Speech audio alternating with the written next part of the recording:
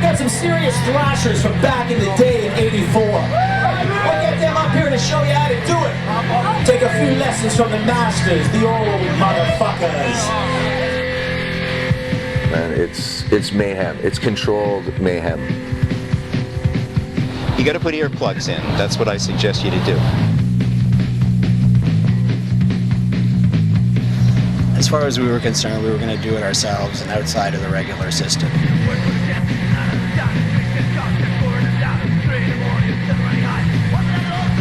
Everybody hates us. Nobody will ever give us a record contract. Why don't we just put on a record ourselves?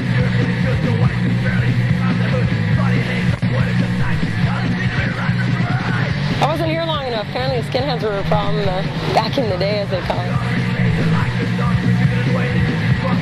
So where's your equipment? And I said, well, we didn't bring any. We're hoping to borrow some. And the guy said, are all you Canadians this fucking stupid?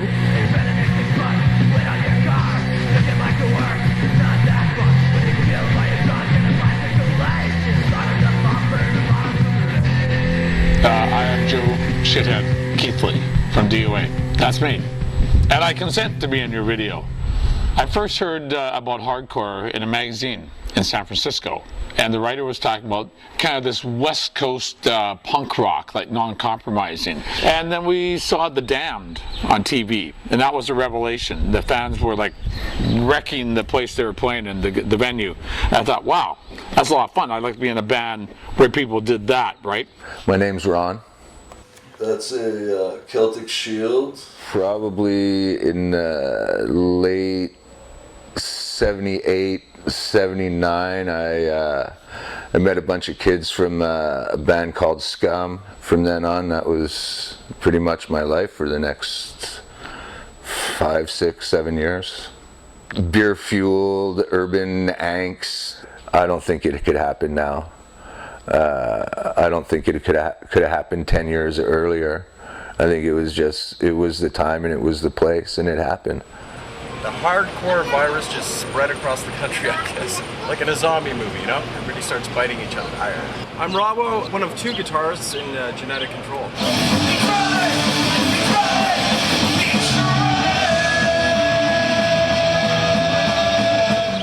Jabba, I yell a lot. The raw, sheer aggression of it, you know? There wasn't anything else out there that sounded like that. I mean, the airwaves were flooded with bands like, you know, Fleetwood Mac and David Bowie, and then when the hardcore thing happened in the early 80s, I mean, kablamo, you know, that was it.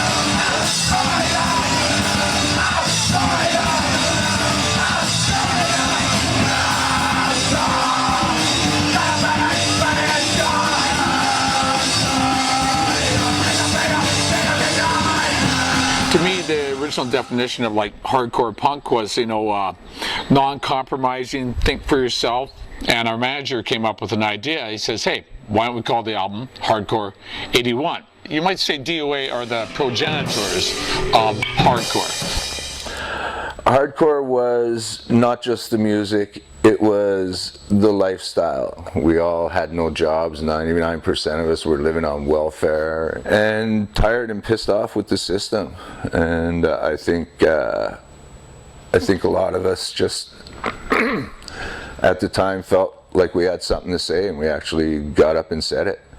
Hardcore can apply to many things. There's hardcore metal, hardcore punk, hardcore pornography, hardcore snowboarding and skateboarding. Hardcore, I think, is an attitude of how you approach whatever it is that you're passionate about.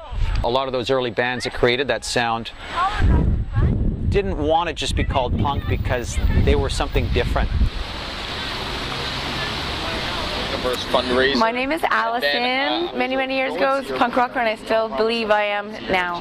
There was aggressivity with the beat that I, you know, in all honesty, I totally acknowledged and felt, and it just made you feel alive. Hello.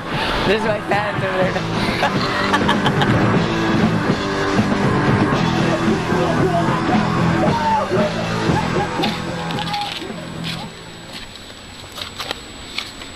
Hi, my name's Don Pompeo. I'm 45 years old. I used to play in the Asexuals. And this is my story. How's that? Oh, good.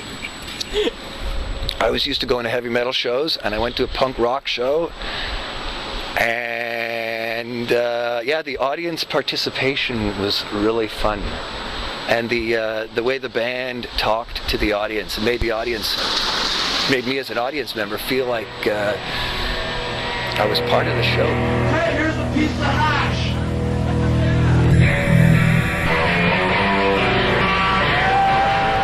My name's Sir. You see a punk when you're walking down the street. Oh, I run the other way. That's what you want me to say, you see? I don't normally listen to punk blues music, let's put it this way, because it may be loud at times, but I think some of the lyrics are pretty decent. If you take the lyrics apart from the music, there is a message there.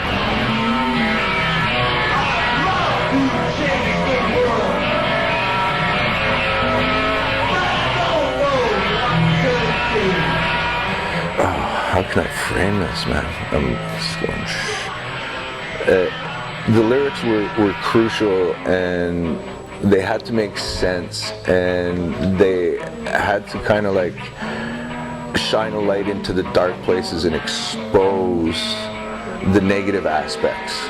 You didn't find too many hardcore songs about little fluffy kittens and things like that unless they were getting axed. I don't know if you were at that gig. Eric from My Dog Popper had a little wind-up dog one night, and he put lighter fluid on it and put it on stage in flames, and it was hopping across the flames, and there's stage doing somersault in flames. Yeah. I miss Popper shows. Popper shows were incredible.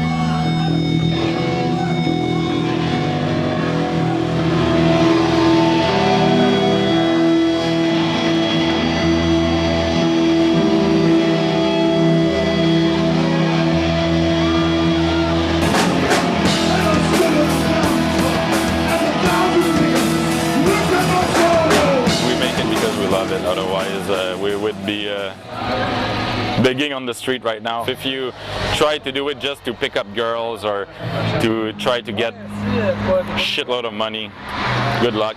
At the time, in the late 70s, the music industry was completely dominated by the corporate machines. If you didn't have a major recording contract, your music was not getting paid. And when punk started out, bands would start their own record labels. They'd start their own fanzines, their own record stores, their own nightclubs. Like, bands were doing absolutely everything on their own without any support whatsoever from the music business as we knew it. In 1984, Cargo Records, they put together a compilation of Montreal bands. Just across the street from here, actually. Where? Right across the street on Saint Laurent, about a block down. We recorded it in this hippie's living room. The drum set was in his kitchen. You know, the guitar amp was by the washing machine. There was no vocal booth, no isolation booths, just a couple of microphones, and he just said play. Theme song.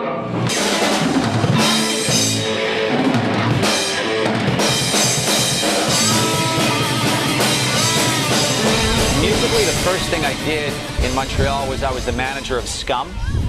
One of my jobs was going around and trying to find venues where the band could play, because nobody in Montreal wanted to have punk bands play in their clubs. It was, the punks had a bad reputation, people were afraid, you know. Mon nom c'est Jannick Langlais, je suis présidente, booking manager pour les Catacombes. Check, 1, 2, 1, 2. C'est ça, on est situé à Montréal, Québec. La plupart des choses sont plus majoritairement punk ou metal, old school. Puis on s'est battu fort pour l'avoir, parce que surtout dans ces années-là, il n'y avait vraiment rien pour les punks, puis on était vraiment discriminés, on se faisait traiter, de tous les noms, puis le monde était vraiment comme pas informé sur la culture punk. Puis depuis, on a fait bien de la sensibilisation, fait des séances d'information aussi que j'ai fait personnellement dans des cégeps, des universités, du monde en travail social pour informer le monde, sensibiliser le monde, de dire que c'est pas parce qu'on est un look punk ou fucké qu'on n'est pas capable de rien faire dans la vie. Fait que je pense. In high school, I think there was like 4 of us at our school, and we were like the atrocious people, and we had so much fun. When you see a lot of these bands. We wanted to actually see them in a club with a proper PA instead of like a shitty squat where the cops were more than likely to show up and stop the thing even before it happened. And we were pissed with that because we wanted to see the band. We didn't give a shit. I found a place on St. Lawrence Street. It was called Visage, and after putting a show on there with Scum, I asked the guy if I could do more shows. And after booking local bands, I thought I would try by booking out-of-town bands. And I, basically put the word out on the street that we had a venue in town where we could book hardcore and punk bands. And finally, having a club got all those people in the same place and actually got something going. And we started calling it the Hardcore Club for want of anything else, and that's what we put on the posters. We knew a guy who worked at a printing company downtown, and he was doing big printing business for lawyers and accountants, but he liked what we were doing, so he'd give us a deal and print our stuff like right off the bat as soon as we bring it in. Previously, we knew most of the people who were coming to the shows, or knew who they were friends of, or things like that, and it was all pretty tight. And after that, it just exploded.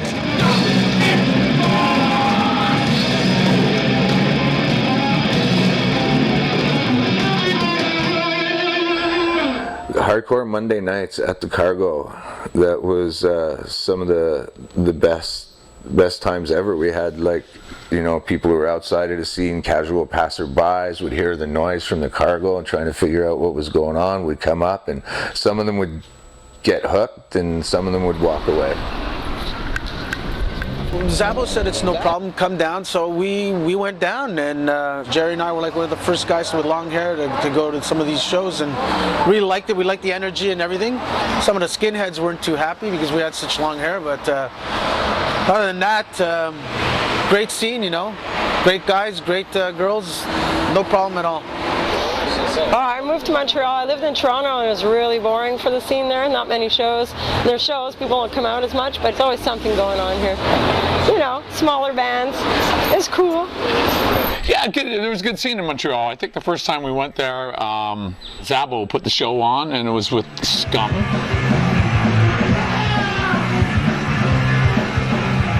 The sound, I would say that it developed a little bit later. There was punk rock bands in Vancouver first, to my knowledge. So we weren't really that aware of the bands in Montreal before we got there. Now, people in Montreal might say, well, we weren't really that aware of the bands in Vancouver before, so whatever. I mean, it's not a pissing contest.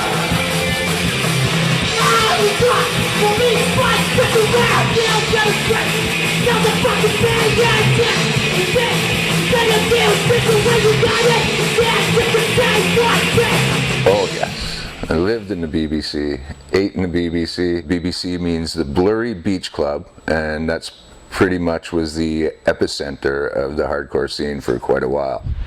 There were a lot of places, I think in North America, that had these sort of central houses, if you will, where all the punks would congregate and hang out. It was kind of like a hardcore commune. We ate together, nobody did the dishes together.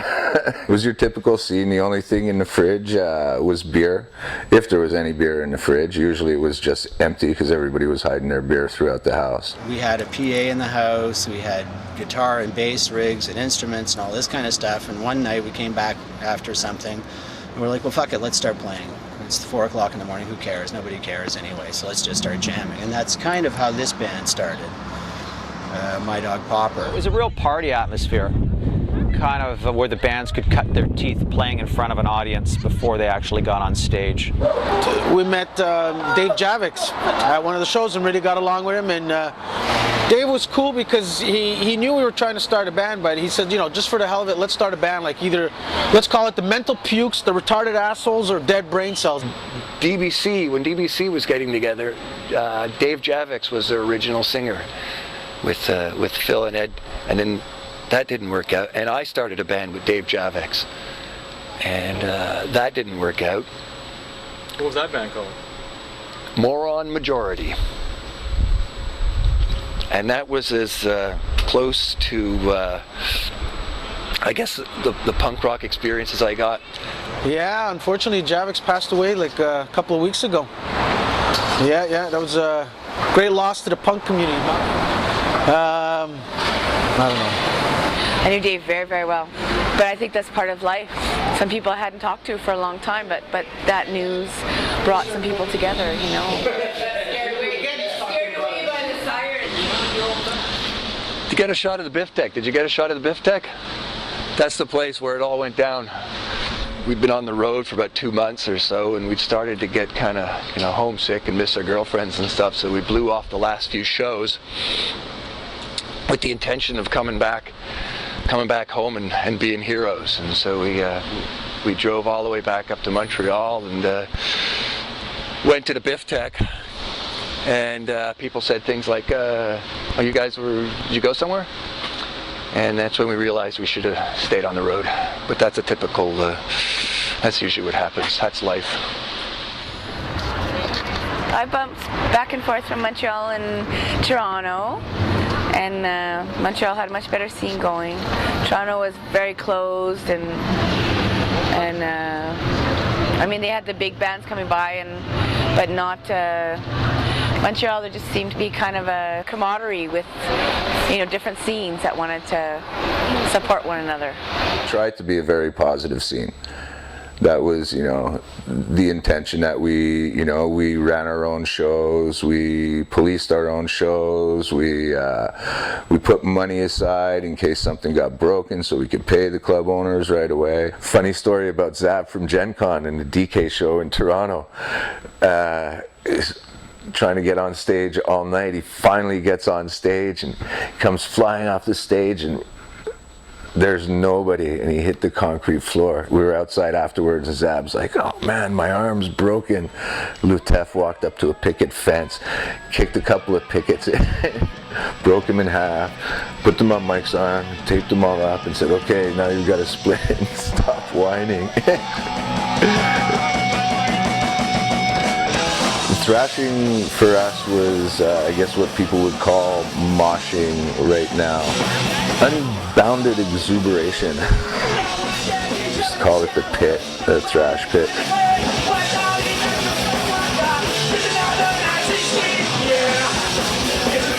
There was no violence in the pit. You'd bash each other's heads and inadvertently poke each other in the eye. It was almost like an honor system. People were like moshing or thrashing around in a circle. Somebody was to trip or fall or get knocked down. Like the next person would just pick them up, A lot of times in the beginning, it was only the guys thrashing, and they're just like, "Oh, what the fuck's with that?" It evolved slowly that there was like more and more women thrashing, and I remember Lorianne had a shirt she made. It's like manly, yes, but I like it too.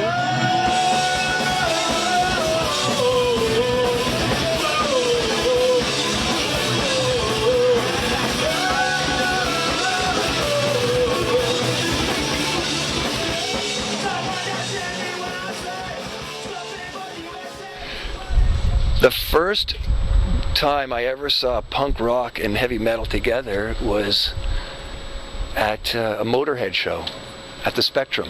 And that would have been the late 80s. And Motorhead was playing. And there was these punk rock guys. We got to load in for them, we got to hang out with them, and we got into the gig for free. And then there were 12 punks in the middle of 2,000 hardcore metalheads. And they were dancing around, and heavy metal guys, of course, don't dance. They get as close to the stage as they can and headbang.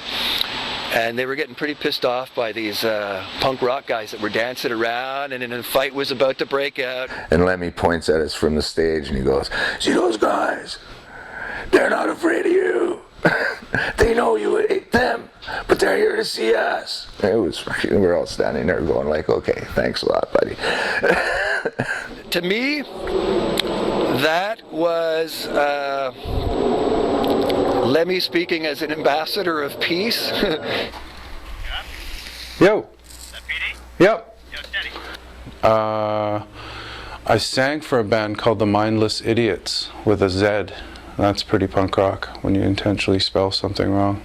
From a point of view of somebody that was into hardcore and punk rock in the beginning, and I'm not a hateful person, I don't hate anybody, but I remember you know, rock and roll dudes with crazy ass long hair, 6 dudes in a Camaro chasing you down, and if they caught you, they'd beat you to death or hospitalize you. A fucking year and a half later, now they're coming to the shows and they're getting booked on the show, you know, they're getting booked in the lineups and stuff, and it's just like, punk rock was very about expressing yourself and just letting that expression out to the audience or onto the record or whatever.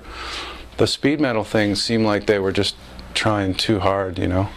My theory is what happens that a whole pile of punks around the world were all doing like a lot of meth, and not simultaneously, but over a period of a few years, they kind of really got into Motorhead, and hardcore got heavier and nastier than it had been in the original days. And I remember that show, I noticed a big difference because it was just, people were just friggin' kicking and like scrambling and hitting. It was like, but you want to hurt somebody. And that was one of the last shows that I went to for like quite a long time.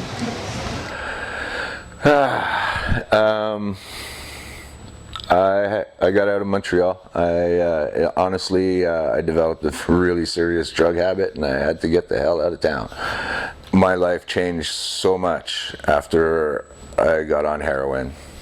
And I did a lot of reprehensible things. It was a struggle. I was on and off heroin for quite a long time, and in 1990, 91, I finally managed to kick the habit and have been clean for the last 20 years. So did I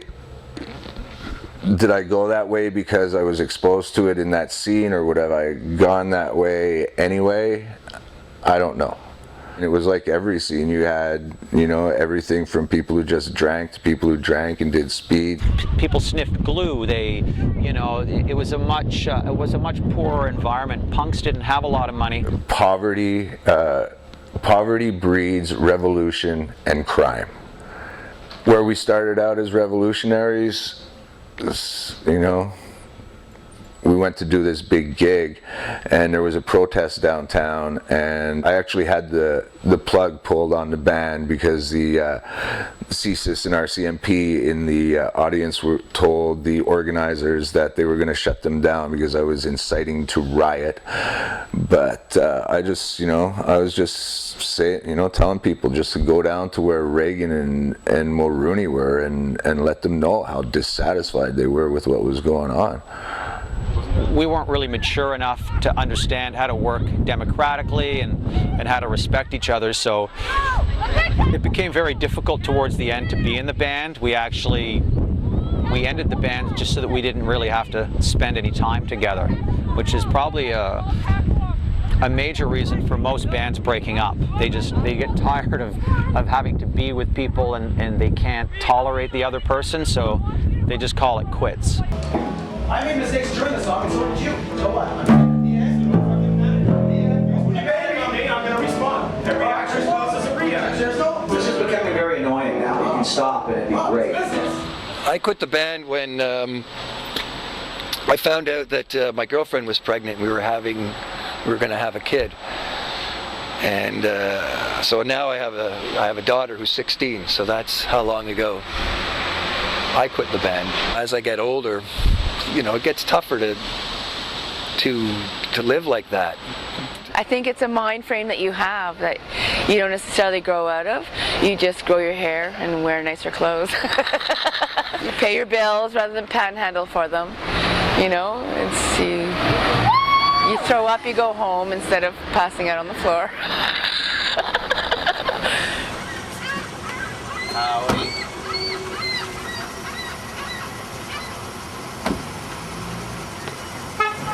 This is our 25th anniversary now, so if you figure even if we were 15 when we started, you got to assume we're all at least 40 now.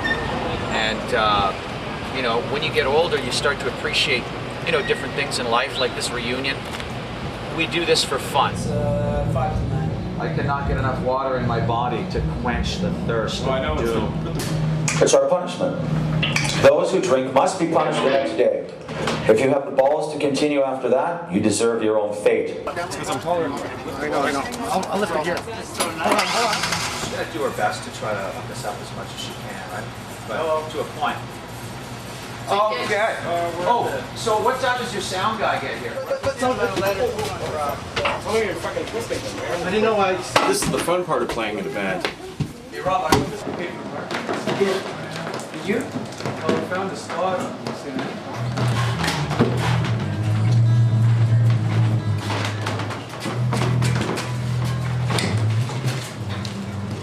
Hey, yeah, hey. Are we at the right volumes today?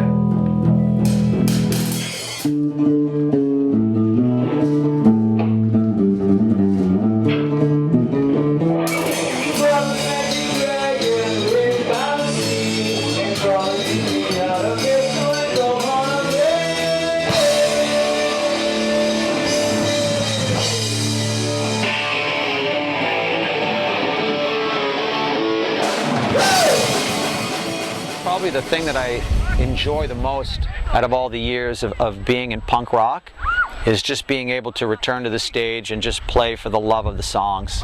You know, we're going to be playing with good friends of ours, the Restarts. We're coming in from London, England. It should be good. It should be reminiscent of you know, playing in old clubs, like with a stage at the very end, and everybody's like cramped together, sweat dripping off the walls, folks going nuts in the audience, and we're going nuts on stage. And I'm sure it's going to be a really great time.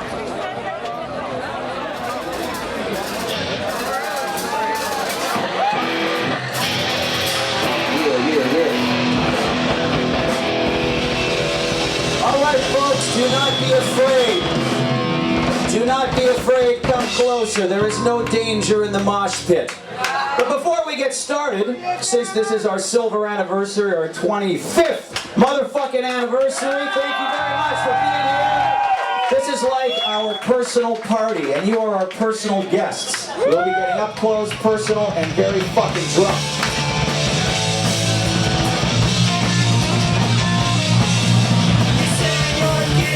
Call it bye-bye. When you're better than friends, yeah. So it's just a joke to them. But I'll never end. You provide such an environment. Makes it keep so bad, yeah. Every night's on the Sika, rock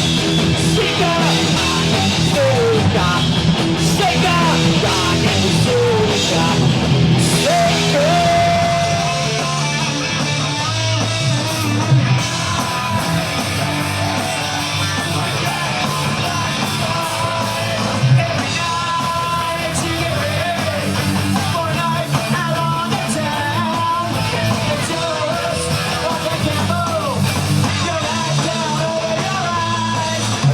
This is our song, but it's not. It was written by Minor Threat, greatest fucking hardcore band of all time.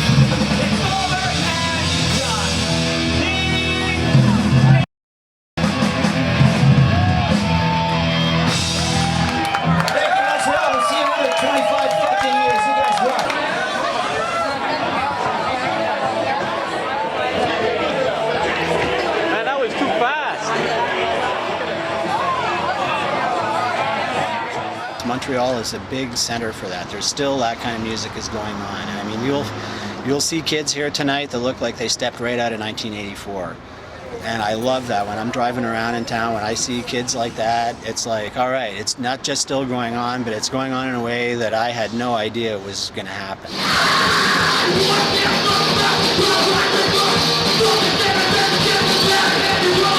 I'm Tom Baum from Broken Culture. My dad, he's Robbo from Genetic Control.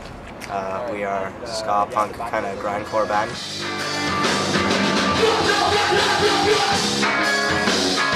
Honestly, I've met a lot of kids from Toronto. They're all fun and that, but I just find Montreal, it's the party city, man. It's fucking, everyone should see a Montreal punk show at least once, man. It's fucking amazing. You know, back then you had only like 3 categories of music: disco, rock, and punk. Now it's so huge now. There's so many different kind of music that it's okay to like Sex Pistols and Motley Crue. Back then, someone would have kicked your ass, but today it's okay. And I think it's better like that. Je suis quand même assez ouverte d'esprit. Plus que je vieillis, plus qu'on s'ouvre d'esprit. Fait que j'écoute quand même aussi pas mal de rock and roll, un peu de sludge, doom, un peu comme Fu Manchu, Saint Vitus. Personnellement, après 12 ans, je pense que ça a porté fruit de se battre. 12 ans. Ouais, c'est un peu long. And that's what I would tell anybody now, is fucking get out and do something. Don't just wait for it to come to you. You get an opportunity, do it. Even if it ends up sucking, you know, so you did it and you throw it over the shoulder. Because every once in a while you take a chance on something, you do something you wouldn't normally do, and it comes up fucking aces. Yeah, I'm really happy about it. I'm glad that I was part of it. I've got long-lasting, lifetime friendships. I've got music that's recorded that's immortal. Hey, how are you? Long time no see. Oh, it looks awesome inside you. You know what? You might not see somebody for 20 years, but once you've shared something with them, you just pick up where you left off, and you know, there's no judgment. It's total acceptance and laughter and fun. We could afford color. Oh my God! Love the dude, man. It was the best of times. It was the worst of times. It was a good scene. It really was. When everything was clicking, yeah, it was a really, really good scene. I miss the friendships that I had, but like, you know,